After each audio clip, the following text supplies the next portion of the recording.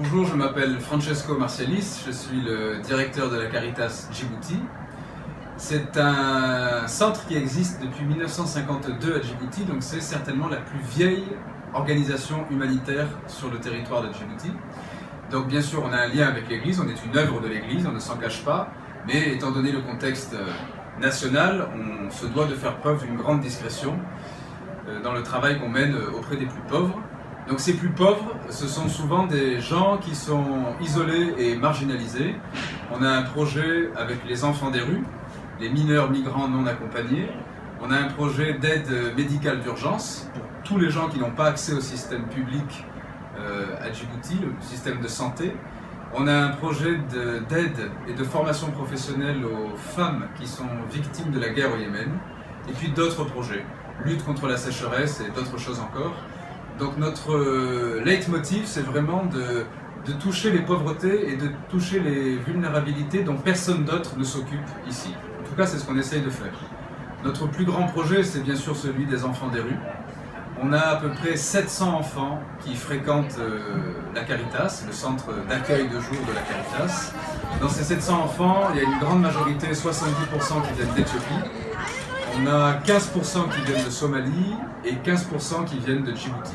Donc on a aussi des enfants djiboutiens qui sont nés à Djibouti, de parents djiboutiens, mais qui sont dans des situations de pauvreté et de misère terribles. Donc nous, de manière générale, nos portes sont ouvertes à tous les enfants. On les accueille tous les jours, on leur fournit les services de base, la nourriture, les vêtements, les soins médicaux, la scolarisation, les loisirs. Aussi en quelque sorte des messages de morale ou d'éducation civique, parce que ces enfants qui vivent dans la rue sont des diables en quelque sorte, entre guillemets.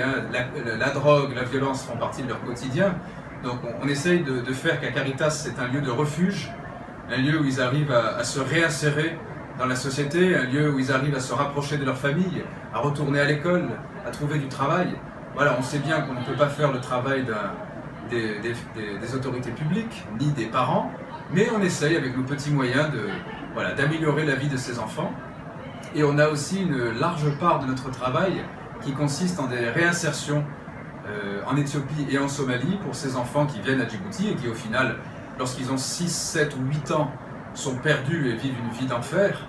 Voilà, pour que ces enfants puissent rentrer chez eux et avoir un vrai projet de vie professionnel quand ils ont l'âge et personnel dans tous les cas. Donc la Caritas aussi s'inscrit dans une démarche d'église, dans le sens où c'est avec les écoles de Djibouti, la Caritas est la deuxième façade, le deuxième moyen d'atteindre les populations.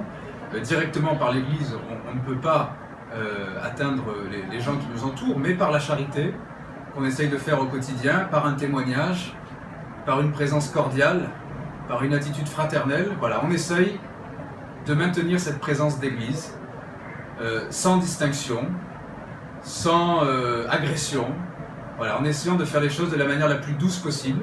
Et on essaye, petit à petit, mois après mois, année après année, de toucher les cœurs des gens auprès desquels on travaille, mais aussi les gens qui travaillent avec nous, les employés, les partenaires, les forces publiques. Voilà, on essaye de porter ce témoignage au quotidien. Alors Caritas est certes très ancienne, mais c'est une toute petite structure, nos moyens sont limités. On a la chance d'avoir de nombreux bénévoles qui viennent nous aider, des bénévoles étrangers, des expatriés, mais aussi beaucoup de Djiboutiens. Donc on a toujours besoin d'aide, de l'aide matérielle, des dons en nature, des dons financiers, même si on fait les choses de la manière la plus économe qui soit. Voilà, pour pouvoir nourrir 700 enfants, pour pouvoir assurer 6000 consultations médicales par an, pour pouvoir distribuer 50 000 repas aux pauvres par an. Bon, on compte sur la Providence et on compte aussi sur toutes les personnes de bonne volonté qui veulent bien nous aider.